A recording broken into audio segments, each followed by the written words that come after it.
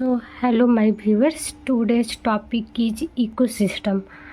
So let we discuss about our topic.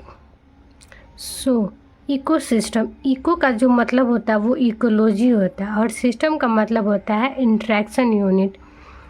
Ecology जो word है वो 1886 में एक जर्मन साइंटिस्ट थे, उनका नाम अर्नेस्ट हैकल था। उन्होंने जो ये सब था इकोलॉजी वो 1886 में सबसे पहले इन्होंने यूज किया था। और सबसे पहले ये वर्ड किस में यूज किया था, तो अर्नेस्ट हैकल ने अपने बुक में जनरली मार्फोलॉजी डर ऑर्गेनिम्स करके एक उनका बुक था, उन्होंने उस बुक में सबसे पहले ये जो वर्ड था इकोलॉजी शब्द उन्होंने सबसे पहले ये बताया था।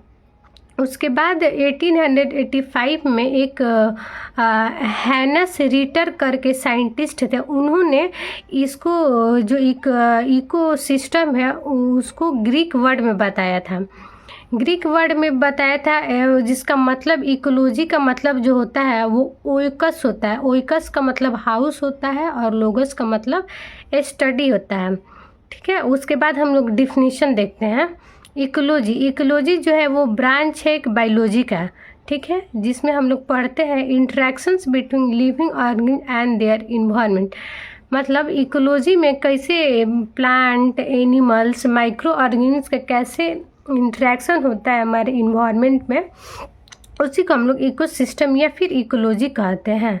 जैसे एग्जांपल में हम लोग समझते हैं जो प्लांट का जो सनलाइट है, जो हमारा पानी है, वो कैसे सॉइल न्यूट्रिएंट्स पे डिपेंड रहता है। कहने का मतलब है कि जो ये हमारे जो इकोलॉजी है, इकोलॉजी एक मतलब ब्रांच है बायोलॉजी का, जिसमें हम लोग पढ़ते हैं इंटरेक्शन लिविंग ऑर्गेनिज्म्स का in their environment. Okay, so thank you for all. Ecosystem जो होता है वो मेनली दो कंपोनेंट में डिवाइड किया गया है। एक जो होता है वो एबॉयटिक कंपोनेंट होता है, दूसरा बॉयटिक कंपोनेंट होता है। एबॉयटिक का मतलब होता है नॉन लिविंग और बॉयटिक का मतलब होता है लिविंग। जो एबॉयटिक कंपोनेंट होता है मेनली फिजिकल और केमिकल फैक्टर इसको इफेक्ट करते हैं लिविंग ऑर्गेनिज्म्स को। ओके, जो ईपीओडियम एक साइंटिस्ट थे 1971 में इकोसिस्टम को क्लासिफाई किए थे। तो सबसे पहले इनऑर्गेनिक न्यूट्रिएंट्स होते हैं। इनऑर्गेनिक न्यूट्रिएंट्स का जो एग्जांपल हो जाएगा वो वाटर हो जाएगा, मिनरल्स हो जाएगा।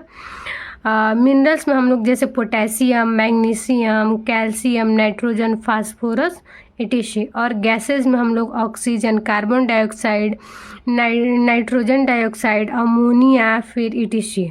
सेकंड जो आता है वो ऑर्गेनिक कंपोनेंट आता है। ऑर्गेनिक कंपोनेंट का जो एग्जांपल हो जाएगा वो हो जाएगा protein, carbohydrate, lipid, fats etc। जो थर्ड हो जाएगा वो हो जाएगा क्लाइमेटिक फैक्टर। क्लाइमेटिक फैक्टर का जो एग्जांपल हो जाएगा वो हो जाएगा सनलाइट। जो सनलाइट होता है वो एनर्जी का बहुत बड़ा सोर्स होता है। दूसरा जो हो जाएगा वो टेम्परेचर जो हो जाएगा वो मतलब जो भी सरवाइव और ग्रोथ करते हैं उसको अफेक्ट करता है। मतलब जो भी इंसेक्ट या फिर लिविंग ऑर्गेनिज्म हो जाएंगे उसके ग्रोथ और सरवाइव में क्या करते हैं, ये अफेक्ट करते हैं टेम्परेचर। जो एयर हो जाएंगे, एयर जो होता है वो मेनली प्रोड्यूस करता है ऑक्सीजन या कार्बन डाइऑक्साइड। जो रेनफॉल होता है, रेनफॉल का मतलब हो जाता है कितने अमाउंट में मतलब कितने एरिया में रेनफॉल हो रहा है। अगर ज़्यादा रेनफॉल होगा तो वो जो एरिया हो जाएगा वो फॉरेस्ट एरिया हो जाएगा। अगर कम रेनफॉल वहाँ पे होगा तो वो डेजर्ट एरिया हो जाएगा। ठीक है, उसके बाद हो जाएगा रिलेटिव ह्यूमिडिटी। रिलेटिव ह्यूमिडिटी का मतलब होता है कि जो कितने अमाउंट में जो वाटर वेपर होते हैं वो प्रेजेंट होते हैं हमारे एयर में, उसी को हम लोग रिलेटिव ह्यूमिडिटी बोलते हैं। So thank you for all. पसंद आए तो please like and subscribe my channel.